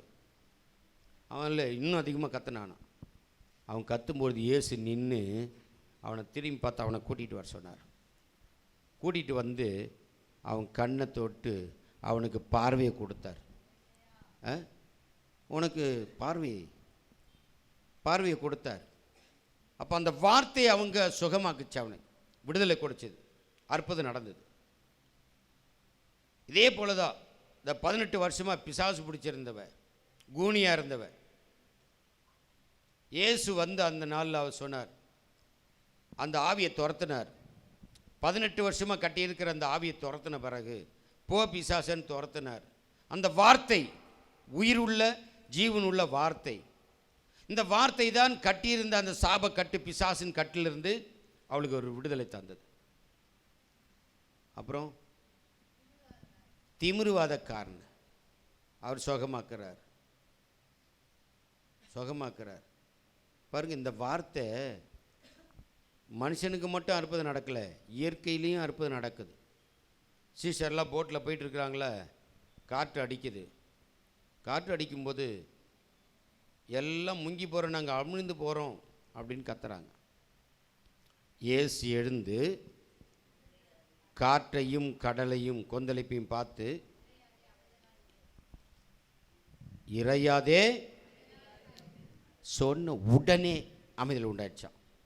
அந்த வார்த்தையில் எவ்வளோ வல்லமை இருக்கு. லாசருவே வெளியே வா அப்படின்னார். செத்து போய் அடக்கம் பண்ணி நாட்டம் எடுத்த சரீரம் வெளியே வந்து நிற்குது. அவர் வந்து அங்கே அங்கே அங்கே வந்த உடனே அந்த மரித்து போன சரீரத்துக்குள்ளே உயிர் வந்துட்டு வெளியே வான்னு சொல்லும் பொழுது அந்த சரீரம், அந்த வார்த்தை தான் அவனை கொண்டு வந்து வெளியே நிற்க வச்சுது. அந்த வார்த்தை பாருங்க, இறந்து போய் நாற்றம் எடுக்கக்கூடிய சரீரம் இப்போ நாற்றம் இல்லாத ஃப்ரெஷ்ஷாக வந்து நிற்கிற ஆள்.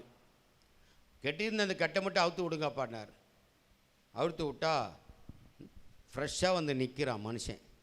அந்த வார்த்தையில் உயிருக்கு பாருங்கள், உயிரற்ற சரீரத்துக்குள்ளே அந்த வார்த்தை உயிர் உண்டாக்குச்சு. அதுதான் அவர் சொல்கிறார், என்னை ஆற்றுங்கள், கிச்சிலி பழங்களால் என்னை தேற்றுங்கள்.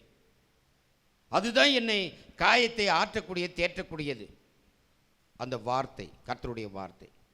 ஆகவே இந்த காலை நேரத்தில் எத்தனையோ அற்புதங்களை ஆண்டவர் அவருடைய வார்த்தையினாலே சொல்லி எவ்வளோ அற்புதங்களை பண்ணியிருக்கார். எத்தனையோ அற்புதங்கள்.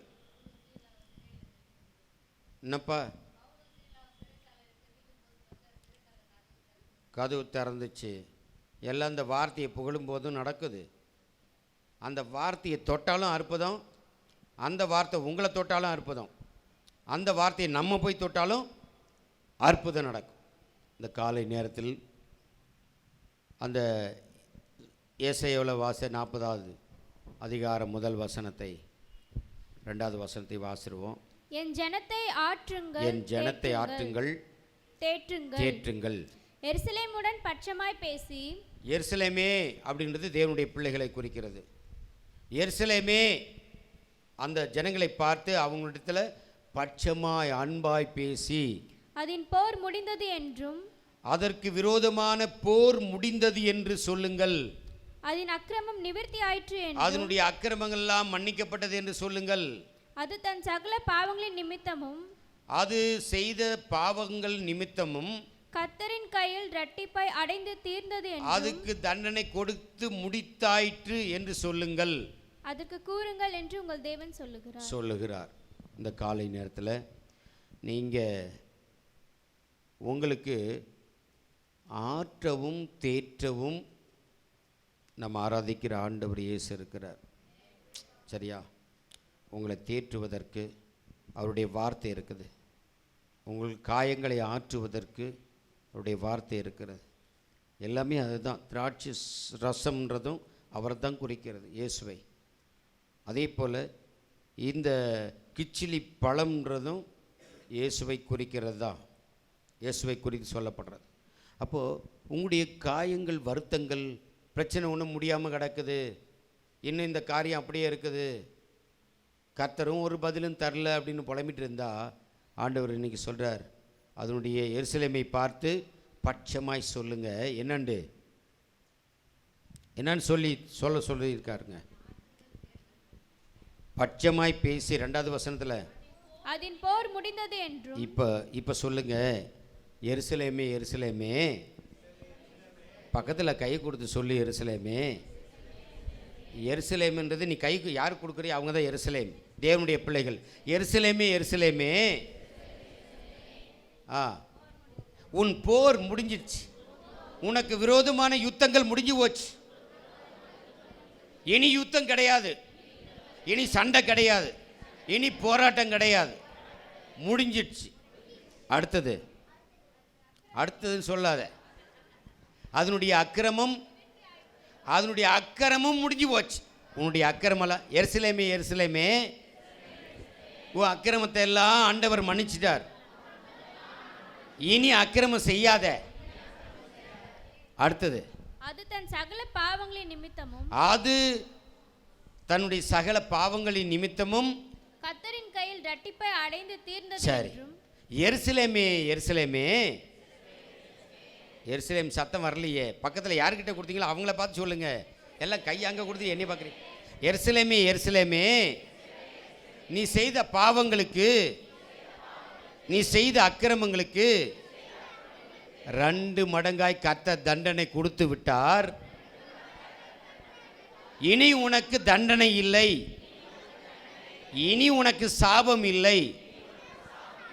இந்த வார்த்தைகளை சொல்லி உன்னை ஆற்றுகிறேன், உன்னை தேற்றுகிறேன், உன்னை வழி நடத்துவதற்கு திராட்சை ரசமாகிய கிறிஸ்து இருக்கிறார், கிச்சிலி பழமாகிய அவருடைய வார்த்தை இருக்கிறது. உன்னை கர்த்தர் ஆசீர்வதிப்பார். இனி பாவம் செய்யாதே, சமாதானத்தோட போ. கண்களை மூடி ஜெபம் பண்ணுவோம்.